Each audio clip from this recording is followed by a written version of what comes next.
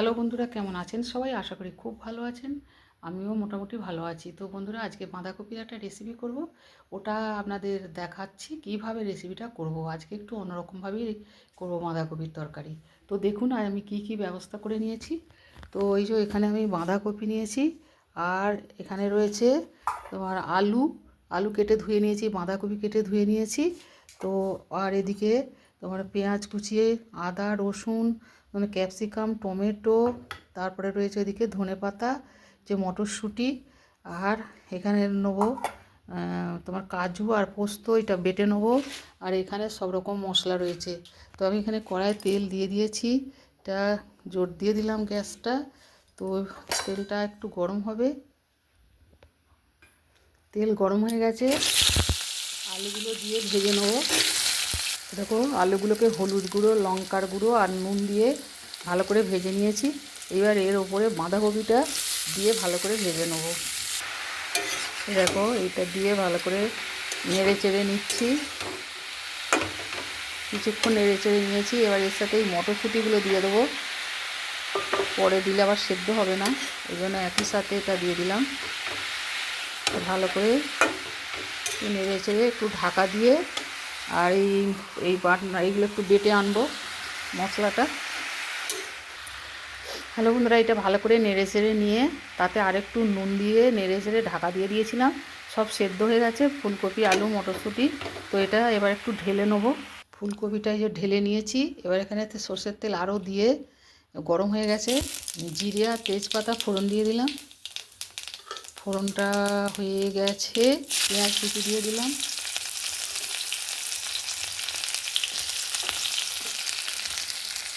পেঁয়াজটা ভাজা হয়ে গেছে, এবার আদা রসুন গ্রেট করে নিয়েছি, এটা দিয়ে দিলাম। ক্যাপসিকাম কুচিটা দিয়ে দিলাম। এবার টমেটোর কুচি দিয়ে দিলাম। এবার ধনে পাতার কুচি দিয়ে দিলাম।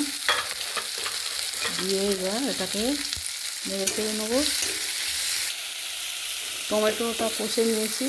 এবারে এখানে রয়েছে ধনে গুঁড়ো, জিরে গুঁড়ো, হলুদ গুঁড়ো, ঝাল লঙ্কার গুঁড়ো, একটু চিনি, একটু লবণ, আর এখানে হচ্ছে গরম মশলা, এটা দিয়ে দেবো। লবণ আরও আগে আলু ভাজার সময় দিয়েছি, আর কপি কষার সময় দিয়েছি দুবার নুন।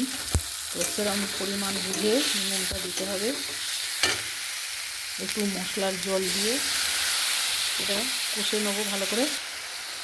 এইভাবে দেখো মশলা একদম কষা রেডি। এবারে যে কাজু আর পোস্ত বাটা ছিল ওইটা দিয়ে দিচ্ছি, ওইটা দিয়েও একটু এর সাথে কষে নেবো। বেশ কিছুক্ষণ ধরে ভালো করে কষে নিয়েছি।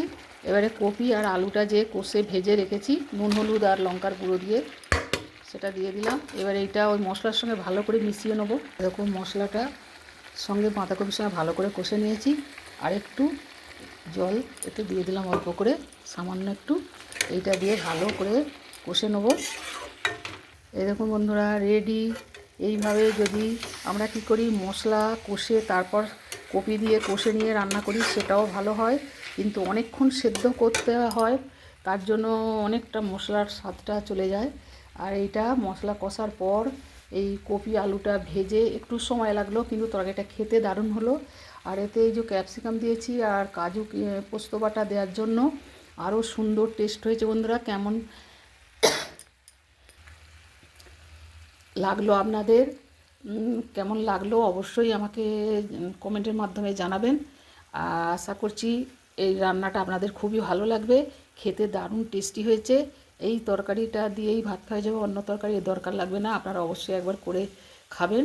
আজকের মতো রাখছি বন্ধুরা, আপনারা খুব খুব ভালো থাকুন আর সুস্থ থাকুন। জয় গুরু, জয় মা তারা।